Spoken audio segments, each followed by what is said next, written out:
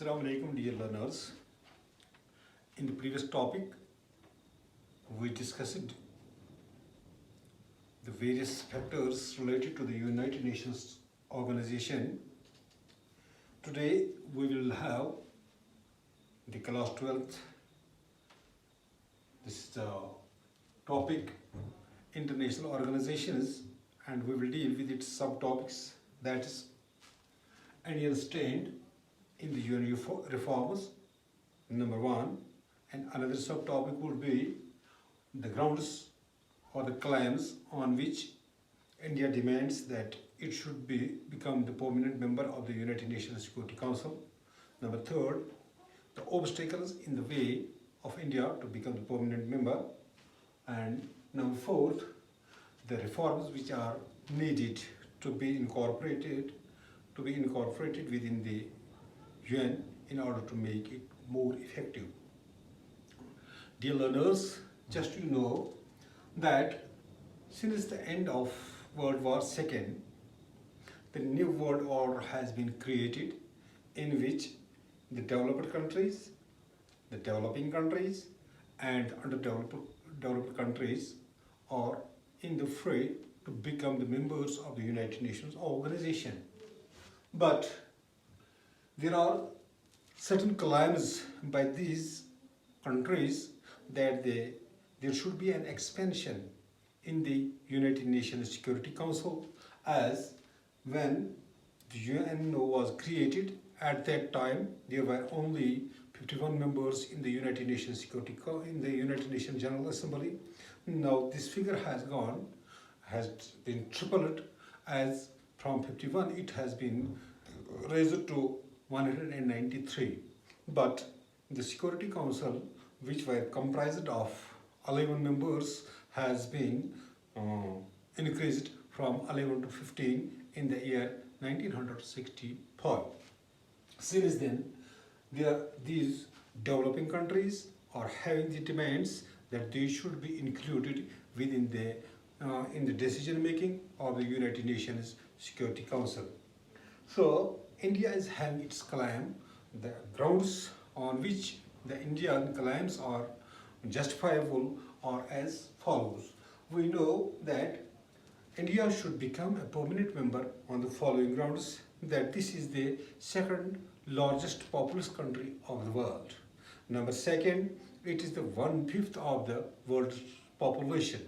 Number 3, we know that India is deemed as the largest democracy of the world, so its inclusion has become justifiable. Likewise, India has remained in the forefront of the UN peacekeeping operations.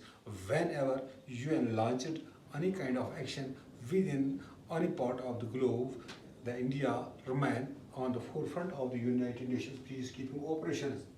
Likewise, Indian economic growth has been praiseworthy, and there is a strong component for having a permanent seat within the United Nations Security Council. Likewise, the regular financial contributor, India has remained the regular financial contributor and has never faltered in its payments. So there is a good claim. So there is a justifiable claim by India that India should be given the permanent seat in the United Nations Security Council. Likewise, but there are certain hindrances in the way of India to become the permanent member of the United Nations Security Council.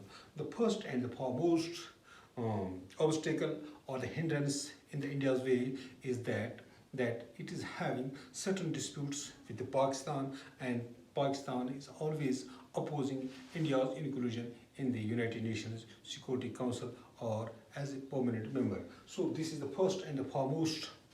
The second thing is that Indian nuclear capabilities, that India is a nuclear capable country, but Pakistan is having also the nuclear capabilities.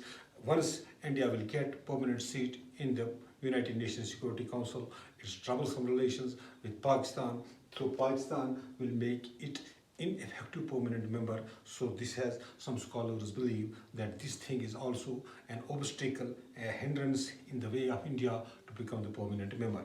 Likewise, in India, there is a demand of several other countries like Japan, Brazil, Germany, South Africa, and South America. These countries, these developing countries, are having their regular demand. They should be included in as the permanent members of the Security Council. Once these countries will get their inclusion, likewise, India will get its inclusion also.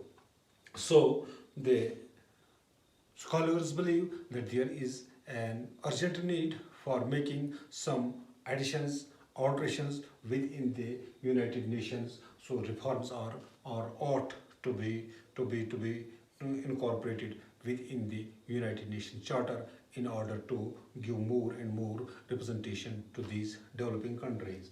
So the reforms what here are needed, that the membership of the Security Council should be increased from 15 to and more this Afro-Asian and Southeast Asian and Latin American countries should be incorporated, should be included within the United Nations Security Council in order to pave the way for them to be the more and more effective organization.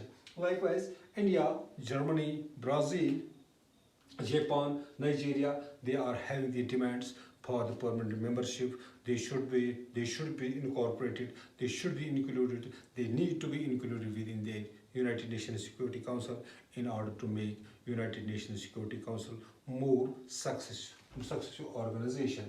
Likewise, the veto power system should be either abolished or it should be restricted, as this veto power system has put the obstacles in the way of decision making within the United Nations.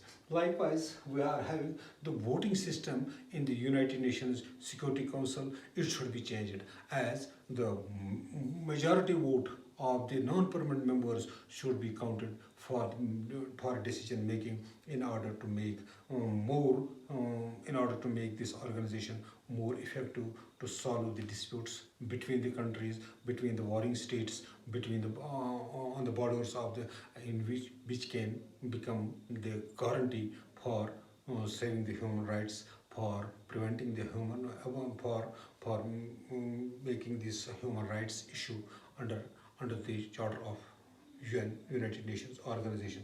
This is all about today's topic. Have a nice day. Thank you very much.